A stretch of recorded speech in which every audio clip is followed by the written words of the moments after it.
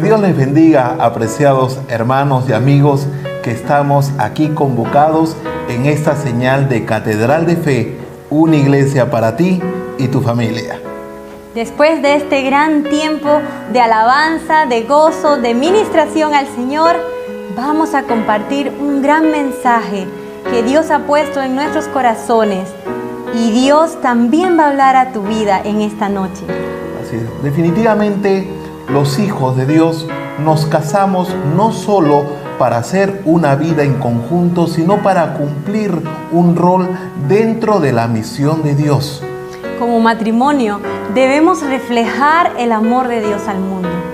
Somos uno solo, según la voluntad de Dios, para que todos podamos vivir en armonía y crear en esta tierra que Dios nos ha dado la verdadera voluntad de Dios. Familias fuertes, llenas del propósito y la voluntad de Dios. Así que yo te invito a que abras tu Biblia en el libro del Evangelio según San Lucas, capítulo 1, y leamos juntos la palabra de Dios en el versículo 5 y en el versículo 6. Hubo en los días de Herodes, rey de Judea, un sacerdote llamado Zacarías, de la clase de Abías. Su mujer era de las hijas de Aarón y se llamaba Elizabeth. Ambos eran juntos delante de Dios y andaban irreprensibles en todos los mandamientos y ordenanzas del Señor. El título de esta reflexión, de esta prédica, es Matrimonio por la senda de la obediencia. Como decíamos, el propósito de Dios para el matrimonio no es solamente que hagamos una vida en común, sino que a través del matrimonio también reflejemos el amor de Dios hacia el mundo. En este pasaje vemos a un matrimonio unido con una serie de características que nos demuestran que la elección de Dios por ellos no fue casualidad, sino que fueron escogidos para una labor trascendental en el plan salvífico de Dios. Y es que los matrimonios, como obra perfecta de Dios, vienen a formar en esta tierra parte del propósito dentro del reino de Dios, como lo son ustedes, como lo somos nosotros. Así que, si nosotros hemos leído con cuidado el versículo 5, vamos a ver que tanto Zacarías y Elizabeth era un matrimonio sacerdotal, era un matrimonio descendiente de Aarón, y como matrimonio sacerdotal brindaban servicio para la obra de Dios en el pueblo de Israel. Vemos también en el versículo 5 que Zacarías pertenecía a la clase de Abías, una clase sacerdotal que, según vemos en el libro de Primera de Crónicas, estaba establecido 24 servicios diferentes, y Abías pertenecía a la octava. Zacarías era parte de ese lugar, y Cristian dice que cada una de las familias le tocaba una semana cada 6 meses ministrar en el templo. Efectivamente, y le cayó la suerte, entre comillas, porque no hay suerte en el camino del Señor, sino que fue la voluntad de Dios que Zacarías sirviera. Pero antes de pasar a ello, tenemos también que anotar y destacar lo que dice el versículo 6. Era un matrimonio justo. No quiere decir esto que era un matrimonio perfecto, sino que era un matrimonio de fe. Como bien nos dice Habacuc en el capítulo 2, versículo 4, mas el justo por la fe vivirá. Otra característica que podemos nosotros destacar en el versículo 6 es que andaban irreprensibles en todos los mandamientos y ordenanzas del Señor. Efectivamente, era un matrimonio irreprensible. Y es que la justicia, cuando nosotros venimos al Señor y somos declarados justos, porque Él nos lava con su sangre, estamos llamados a crecer. Y la evidencia de que hemos recibido a Cristo en nuestro corazón es que nos comportamos en consecuencia con la palabra de Dios, somos obedientes. Y aquí vemos que tanto Zacarías y Elizabeth iban juntos por la senda de la obediencia.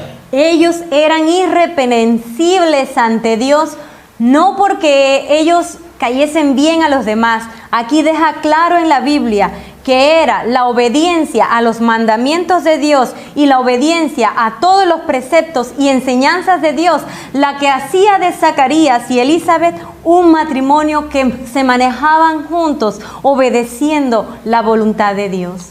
Uno no era más que el otro. No. Había un equilibrio, ¿no es cierto? Amén. Ambos eran sacerdotes, eran de la misma familia sacerdotal.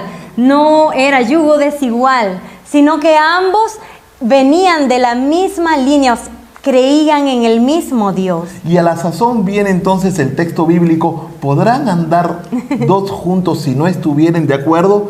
Eran un matrimonio conforme a la voluntad de Dios.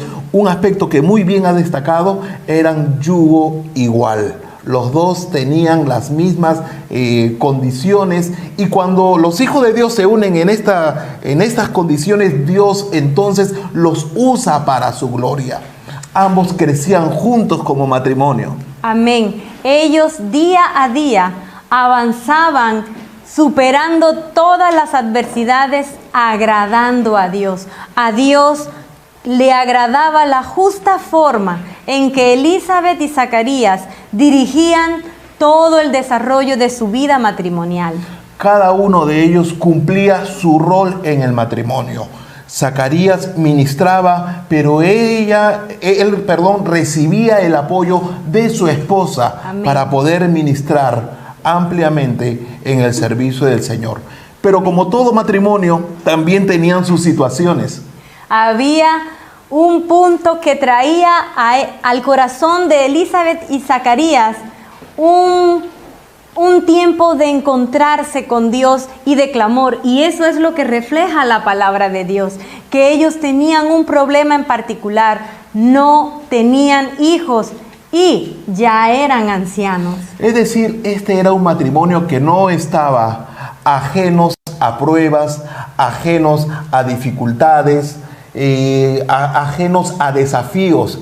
Era un matrimonio como cualquiera de nosotros. Amén. Un matrimonio, como bien dijo mi esposa, que tenía un problema, y un problema que humanamente hablando era de imposible solución humana. Nada ni nadie les podían ayudar, ni la familia les podía ayudar, ni los médicos les podía ayudar. Era un problema de imposible solución. Así es, y es que ya Elizabeth, siendo anciana y estéril, no podían tener hijos. Pero había algo particular en la vida y la conducta del sacerdote Zacarías, Cristian. Efectivamente, él como cabeza de hogar era un hombre de oración.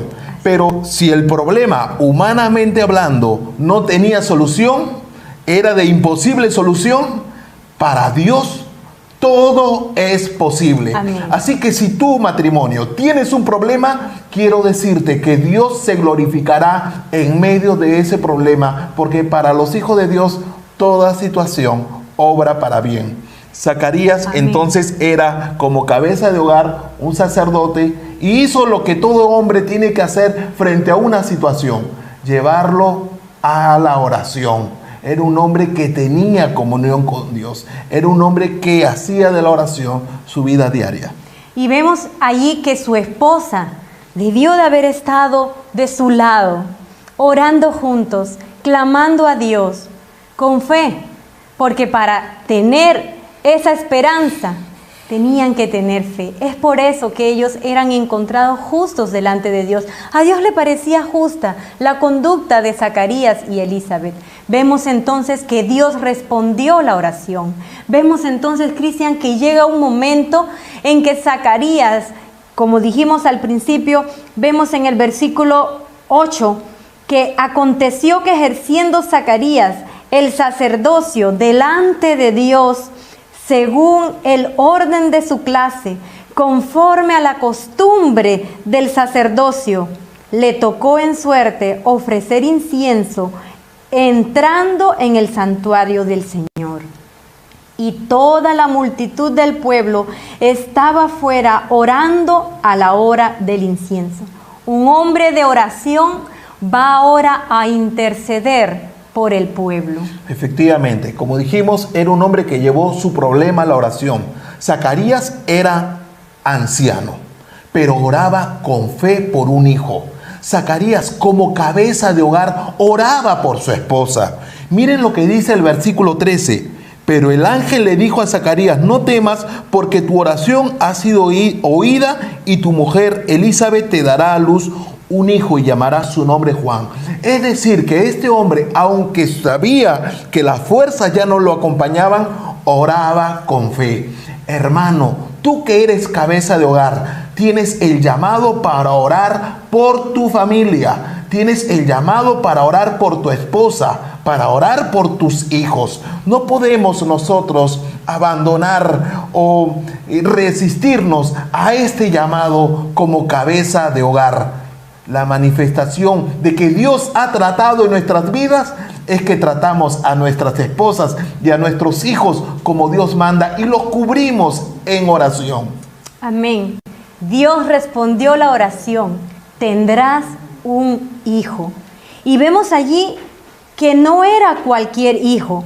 Vemos en el versículo 14 que tendrás gozo y alegría, y muchos se regocijarán en tu nacimiento.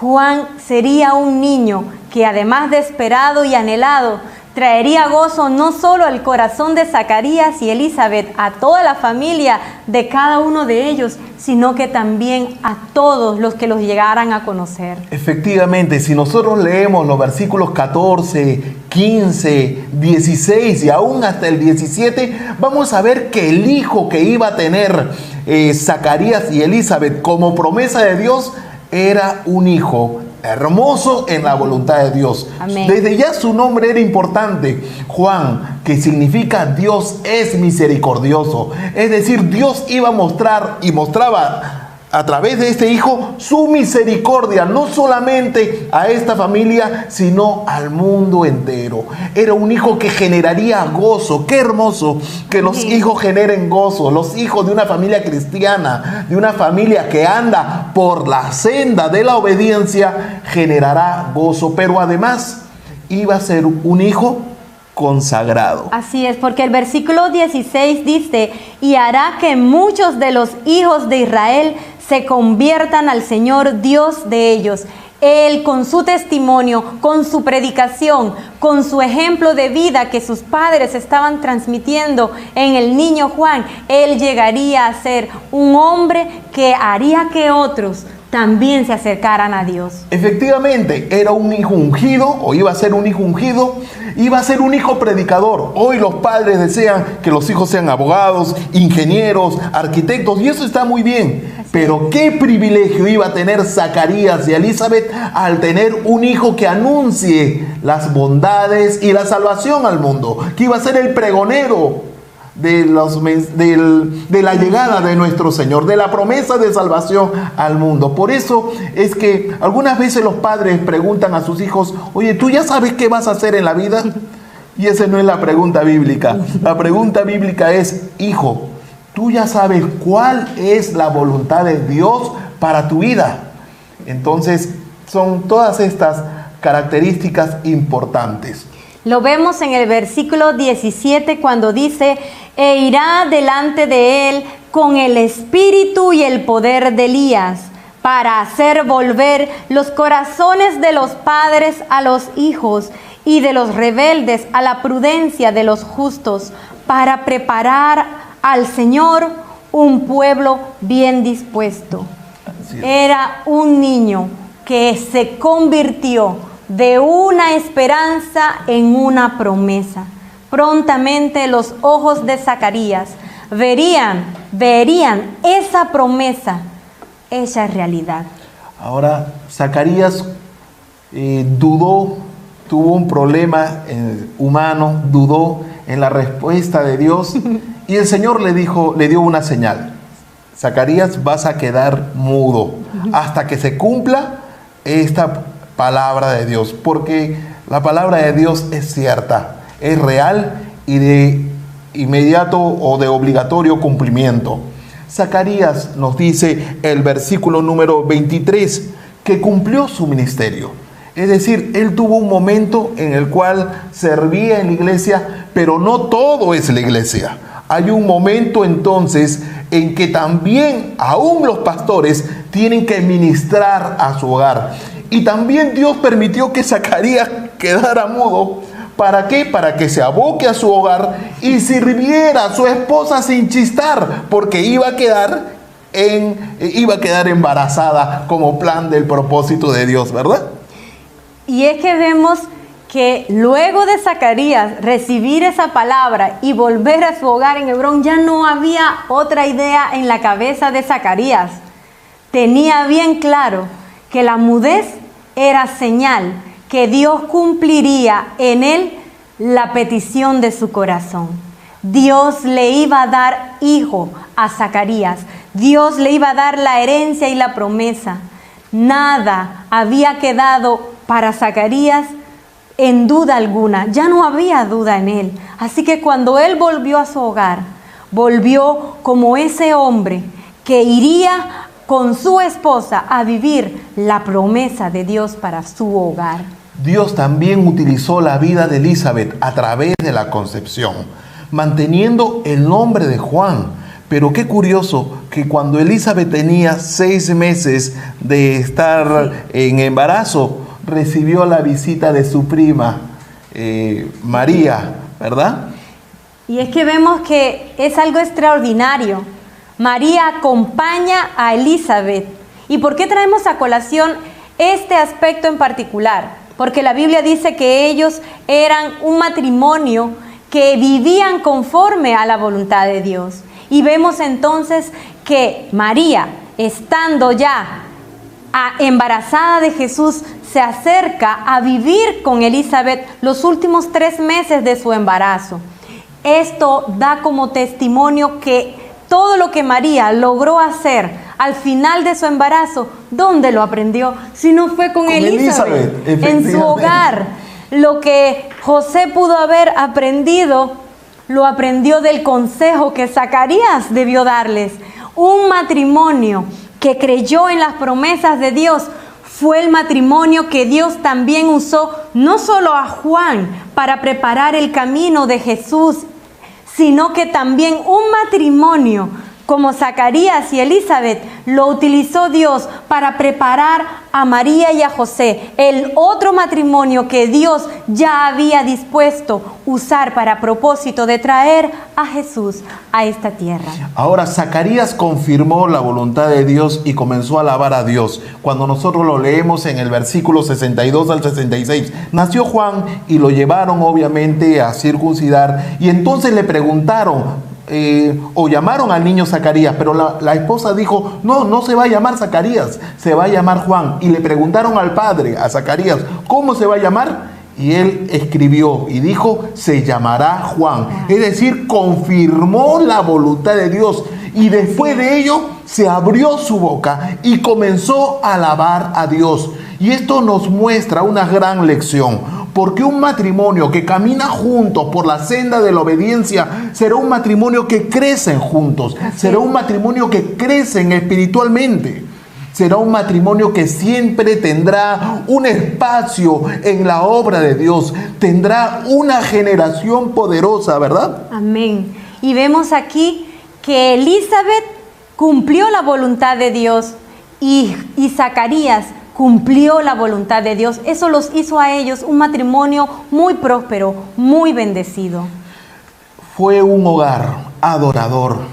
Fue un hogar con un ejemplo inspirador. Solo una familia que anda por la senda de la obediencia tendrá una generación poderosa en la tierra, como lo dice el Salmo 112, versículo 1 y 2. Bienaventurado el hombre que teme a Jehová y en sus mandamientos se deleita en gran manera. Su descendencia será poderosa en la tierra. La generación de los rectos será bendita. Amén. Cumplir el llamado y el propósito de Dios en tu hogar, en tu matrimonio, es el mensaje que queremos dejarles esta noche.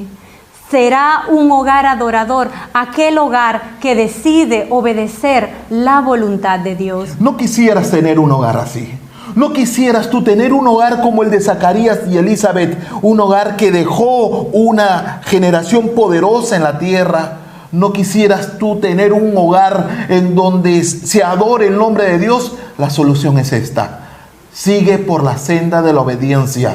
Y el Señor dice en su palabra que hoy Dios, habiendo pasado por alto los tiempos de nuestra ignorancia, manda a todos los hombres en todo lugar que se arrepienta. Por eso es que hoy nosotros como matrimonio queremos invitarte a que obedezcas este mandamiento de Dios, a que nos arrepintamos de todo corazón y lo invitemos a Cristo a nuestras vidas, porque Cristo debe ser el centro de todo hogar. ¿Por qué no inclinamos nuestros rostros en este momento? Y toma la mano de tu esposo y bendícelo, mujer, en esta hora. Señor Jesús, yo te doy gracias por mi esposo. Gracias por la vida del hombre que tú has puesto a mi lado.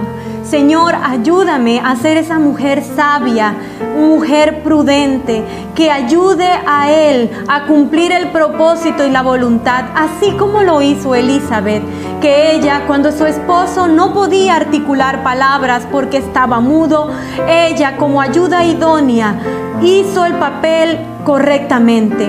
Ella proclamó: se llamará Juan, porque su esposo Zacarías ya le había dicho a Elizabeth que esa era la voluntad de Dios. Dios del cielo, que nosotras como esposas y mujeres, amantes, Señor, de tu palabra, obedeciendo tu palabra, seamos, Dios, ayuda idónea de nuestros esposos, levantando y edificando hogares conforme a tu voluntad.